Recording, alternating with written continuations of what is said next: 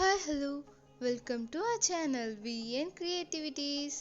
இன்னைக்கு நம்ம சேனல்ல எதை பற்றி பார்க்க போகிறோம்னா செம்ம டேஸ்டான சாப்பிட்டே இருக்கக்கூடிய ஒரு சூப்பரான பன்னீர் ஃப்ரைட் ரைஸ் தான் பார்க்க போகிறோம். அதுவும் எந்த ஒரு சாஸுமே சேர்க்காம வீட்டில் இருக்கிற பொருள் வச்சு ரொம்ப ஹெல்த்தியாக பண்ண போகிறோம்.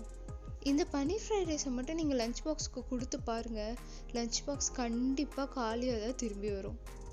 இது செய்கிறது ரொம்ப சுலபம் அண்ட் வீட்டில் இருக்க பொருள் வச்சே செஞ்சிடலாம். ஆனால் இதோட டேஸ்ட்டு வேற லெவலில் இருக்குங்க. இது நீங்கள் சாப்பிட்டு பார்த்தா மட்டும்தான் புரியும். இதை எப்படி பண்ணுறதுன்னு பார்க்கறதுக்கு முன்னாடி இப்போ தான் நீங்கள் நம்ம சேனல் ஃபஸ்ட் டைம் பார்க்குறீங்கன்னா மறக்காம சப்ஸ்கிரைப் பண்ணிடுங்க. கூடவே அந்த பெல் ஐக்கனை கிளிக் பண்ணிடுங்க. அப்போ தான் நான் போகிற வீடியோஸோட நோட்டிஃபிகேஷன் உங்களுக்கு வரும். இது செய்கிறதுக்கு ஒரு 100 கிராம் பன்னீரை க்யூப்ஸாக கட் பண்ணி வச்சிட்டேன். அப்புறம் கேரட், பீன்ஸ், குடமிளகாய் அண்ட் வெங்காயத்தை கட் பண்ணி வச்சிட்டேன். ஃபஸ்ட்டு பன்னீரை மேரினேட் பண்ணி வச்சிடலாம். நம்ம கட் பண்ணி வச்சுருக்க பன்னீரில் ஒரு 1/2 டேபிள் ஸ்பூன் அளவுக்கு மிளகாய் தூள் ஆட் பண்ணிக்கலாம். இது கூடவே ஒரு 1/2 டேபிள் ஸ்பூன் சால்ட் ஆட் பண்ணிக்கலாம். இப்போ இது எல்லாத்தையும் நல்லா மிக்ஸ் பண்ணி விட்டுடலாம். இந்த மசாலா எல்லாம் பன்னீரோட நல்லா மிக்ஸ் ஆகிற அளவுக்கு நல்லா மிக்ஸ் பண்ணி விட்டுருங்க. இது எல்லாத்தையும் நல்லா மிக்ஸ் பண்ணதுக்கப்புறமா இது ஒரு 30 மினிட்ஸ் அப்படியே மேரினேட் பண்ணி வச்சிடலாம். இப்போது 30 மினிட்ஸ் ஆயிடுச்சு. இதை ஃப்ரை பண்ணி எடுத்துடலாம். இதை ஃப்ரை பண்ணுறதுக்கு பேனில் கொஞ்சமாக ஆயில் ஊற்றி அதை ஸ்ப்ரெட் பண்ணி விட்டுருங்க. என்ன கொஞ்சம் சூடானதும் நான் மேரினேட் பண்ணி வச்சுருக்க பன்னீரை இதில் கொஞ்சமாக ஆட் பண்ணிடலாம்.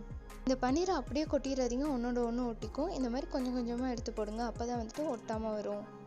எல்லா பன்னீரும் போட்டதுக்கப்புறமா அதை எண்ணெயில் நல்லா ஃப்ரை பண்ணி எடுத்துடலாம். இது ஒரே சைடாக போடாமல் எல்லா சைடையும் நல்லா திருப்பி போட்டு எல்லா பக்கமும் நல்லா கோல்டன் ப்ரௌன் வர அளவுக்கு இதை நல்லா நம்ம ஃப்ரை பண்ணி எடுக்கணும். அடுப்பை கொஞ்சம் லோ டு மீடியம்லேயே வச்சுருங்க, அப்போ தான் இது கருகாமல் இருக்கும். இப்போ எல்லா பன்னீரும் நல்லா ஃப்ரை ஆயிடுச்சு. இப்போ நம்ம அடுப்பு ஆஃப் பண்ணிவிட்டு இதை எடுத்து ஓரமாக வச்சிடலாம். அடுத்ததாக ஒரு வடை சட்டி எடுத்து அடுப்பில் வச்சுட்டு அதை கொஞ்சமாக எண்ணெய் ஊற்றிக்கோங்க. நான் இங்கே ஒரு 3 டேபிள் ஸ்பூன் அளவுக்கு எண்ணெய் ஊற்றிருக்கேன்.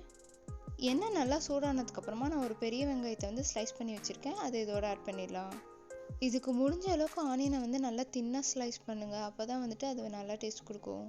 இதுக்கு அடுப்பை நல்லா ஹை ஃப்ளேமில் வச்சு ஆனியன் கோல்டன் ப்ரௌன் அளவுக்கு ஆகணும், அந்தளவுக்கு அதை நல்லா ஃப்ரை பண்ணணும். ஃப்ரைட் ரைஸ்க்கு எப்பயுமே ஆனியன் நல்லா ஃப்ரையாக இருந்தால் தான் நல்லா டேஸ்ட் கொடுக்கும். இப்போ பாருங்கள், ஆனியன் நல்லா ஃப்ரை ஆகி அது கோல்டன் ப்ரௌன் ஆயிடுச்சு. இப்போ இந்த ஸ்டேஜில் நான் ஒரு 2 டேபிள் ஸ்பூன் அளவுக்கு இஞ்சி பூண்டு விழுது ஆட் பண்ணுறேன். இஞ்சி பூண்டு பேஸ்ட் ஆட் பண்ணதுக்கப்புறமா அதை நல்லா மிக்ஸ் பண்ணி விட்டுருங்க.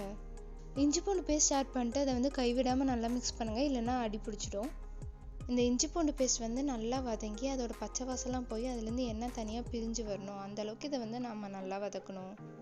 இப்போ பாருங்கள், இது நல்லா வதங்கி இதுலேருந்து எண்ணெய் பிரிய ஆரம்பிச்சிருச்சு. இந்த ஸ்டேஜில் நம்ம கட் பண்ணி வச்சுருக்க வெஜிடபிள்ஸ் ஆட் பண்ணிடலாம். நான் இங்கே 1 cup carrot, 1 cup beans and 1/2 குடமிளகாய் இதை கட் பண்ணி வச்சுருக்கேன். வெஜிடபிள்ஸ் ஆட் பண்ணிட்டு அதை நல்லா மிக்ஸ் பண்ணி விட்டுடலாம். நான் இங்கே கேரட், பீன்ஸ், குடமிளகாய் ஆட் பண்ணியிருக்கேன். உங்ககிட்ட என்னென்ன வெஜிடபிள்ஸ் இருக்கோ அதை நீங்கள் ஆட் பண்ணலாம். லைக் முட்டைக்கோஸ் இந்த மாதிரி கூட ஆட் பண்ணி செஞ்சிங்கன்னா இன்னும் நல்லாயிருக்கும். வெஜிடபிள்ஸ் ஆட் பண்ணிட்டு ஃப்ளேமை கொஞ்சம் லோவில் வச்சுருங்க, ஏன்னா சீக்கிரம் அடி பிடிச்சிடும். அடுத்து இந்த காய்கறி வதங்கிறதுக்கு தேவையான அளவு மட்டும் கொஞ்சமாக உப்பு சேர்த்துக்கலாம். உப்பு சேர்த்துட்டு அதை நல்லா மிக்ஸ் பண்ணி விட்டுடலாம். இந்த காய்கறிகள் எல்லாமே ஒரு 2லேருந்து 3 நிமிஷம் இந்த எண்ணெயிலே நல்லா வதங்கணும், அப்போ தான் இது ஒரு நல்ல டேஸ்ட் கொடுக்கும். இது ஒரு 2 நிமிஷம் வதங்கிடுச்சு. இப்போ இதில் 1/2 டீஸ்பூன் மிளகாய்த்தூள், 1/4 டீஸ்பூன் கரம் மசாலா ஆட் பண்ணுறேன். இப்போ இதெல்லாம் காய்கறிகளோடு நல்லா மிக்ஸ் பண்ணி அதை நல்லா வதக்கிடலாம். மிளகாய்த்தூள் உங்கள் காரத்துக்கு எப்போ நீங்கள் கூடவோ குறைச்சோ போட்டுக்கோங்க. நான் இங்கே காஷ்மீரி மிளகாய்த்தூள் ஆட் பண்ணுற கலருக்காக, உங்ககிட்ட என்ன மிளகாய்த்தூள் இருக்கோ அதை நீங்கள் ஆட் பண்ணிக்கோங்க. எனக்கு காய்கறி நல்லா வெந்திருந்தால் தான் பிடிக்கும், ஸோ நான் அதை எண்ணெயில் இந்த அளவுக்கு நல்லா வேக வச்சு எடுத்துக்கிறேன். நீங்கள் இது உங்கள் டேஸ்ட்டுக்கு ஏற்ற மாதிரி வேக வச்சு எடுத்துக்கோங்க. நீங்கள் பாதி வெந்திருந்தாலே போதும் அப்படின்னு நினச்சிங்கன்னா அதோடையே நிறுத்திடுங்க. இப்போ இது கூட நான் ஆற வச்சு எடுத்து வச்சுருக்க சாதத்தை ஆட் பண்ணிடலாம். நான் இங்கே நார்மல் சாப்பாட்டுக்கு யூஸ் பண்ணுற பொன்னி அரிசி தான் யூஸ் பண்ணியிருக்கேன். நீங்கள் பாஸ்மதி ரைஸ் கூட யூஸ் பண்ணலாம், அதுவும் நல்லாயிருக்கும். இப்போ இது எல்லாத்தையும் நல்லா மிக்ஸ் பண்ணி விட்டுடலாம். எல்லா சாதமும் அந்த மசாலாவோட நல்லா மிக்ஸ் ஆகிற அளவுக்கு அதை நல்லா மிக்ஸ் பண்ணி விட்டுருங்க. இது எல்லாத்தையுமே நம்ம லோ ஃப்ளேமில் வச்சு தான் பண்ண போகிறோம், ஸோ நம்ம சீக்கிரமாக மிக்ஸ் பண்ணி விட்டால் தான் இது அடியில் அடி பிடிக்காமல் இருக்கும். இது எங்கேயுமே கட்டிகள் இல்லாமல் நல்லா இதை மிக்ஸ் பண்ணி விட்டுடணும். இப்போ இந்த ஸ்டேஜில் இந்த சாதத்துக்கு தேவையான அளவு உப்பு சேர்த்துடலாம். உப்பு சேர்த்துட்டு அதை நல்லா கிளறி விட்டுடலாம். நம்ம எப்பயுமே இந்த மாதிரி சாதம் கிளறும் போது முதல்ல எல்லா உப்பையும் கொட்டி அதை கிளறி விட்டோம் அப்படின்னா அது ஈவனாக ஸ்ப்ரெட் ஆகாது. முதல்ல கொஞ்சம் கொட்டி கலந்து விட்டு அடியில் இருக்க சாதம் மேலே வந்துடும், அப்புறமா மறுபடியும் உப்பு கொட்டி கலந்தோன்னா ஈவனாக பரவும். அடுத்து நம்ம ஃப்ரை பண்ணி வச்சுருக்க பன்னீரை இதில் ஆட் பண்ணிடலாம். ஆட் பண்ணிட்டு அதை நல்லா மிக்ஸ் பண்ணி விட்டுடலாம். பன்னீர் சாதத்தோடு நல்லா மிக்ஸ் ஆகிற அளவுக்கு அதை நல்லா மிக்ஸ் பண்ணி விட்டுடணும். இந்த ஸ்டேஜில் உப்பு காரம் செக் பண்ணிட்டு தேவைன்னா போட்டுக்கோங்க. அடுத்ததாக இது கூடவே கொஞ்சமாக பெப்பர் ஆட் பண்ணிக்கலாம். பெப்பருக்கு பதிலாக நீங்கள் சில்லி ஃப்ளேக்ஸ் கூட ஆட் பண்ணலாம், அதுவும் இன்னும் நல்லா டேஸ்ட்டை கொடுக்கும். இப்போ இது எல்லாத்தையும் நல்லா வந்து மிக்ஸ் பண்ணி விட்டுடலாம். பெப்பர் வந்து உங்கள் டேஸ்ட்க்கு ஏற்ப உங்களுக்கு எவ்வளோ வேணுமோ அந்த அளவுக்கு போட்டுக்கோங்க. நான் வந்து உப்புக்கு சொன்ன மாதிரியே தான் பெப்பருக்கும் ஃபஸ்ட்டு கொஞ்சமாக போட்டு கிளறி விட்டு அதுக்கப்புறமா அடியில் இருக்க சாதம் மேலே வந்தோன்னா மறுபடியும் கொஞ்சமாக போட்டு அப்புறமா கிளறி விடுங்க. இப்படி பண்ணோன்னா ஈவனாக ஸ்ப்ரெட் ஆகும். அவ்வளோதாங்க, நம்ம பன்னீர் ஃப்ரைட் ரைஸ் வந்து சூப்பராக ரெடி ஆயிடுச்சு. இப்போ வந்து அடுப்பு ஆஃப் பண்ணிடலாம். இது நீங்கள் வந்து பிரேக்ஃபாஸ்ட்டாக சாப்பிட்லாம், டின்னராக சாப்பிட்லாம், லஞ்ச் பாக்ஸ் கூட கொடுத்துடலாம். ரொம்பவே ப்ரோட்டீன் ரிச்சான ஹெல்த்தியான ஃபுட் இது. இதில் எந்த ஒரு சாஸும் நம்ம சேர்க்காதனால இது ரொம்ப ரொம்ப ஹெல்த்தியான ஒரு ஃப்ரைட் ரைஸ். உங்களுக்கு சாஸ் அப்படி கண்டிப்பாக வேணும்னா நீங்கள் வேணால் மிக்ஸ் பண்ணி சாப்பிட்டுக்கோங்க. எனக்கு பர்சனலாக ஃப்ரைட் ரைஸ்னால் ரொம்ப பிடிக்குங்க.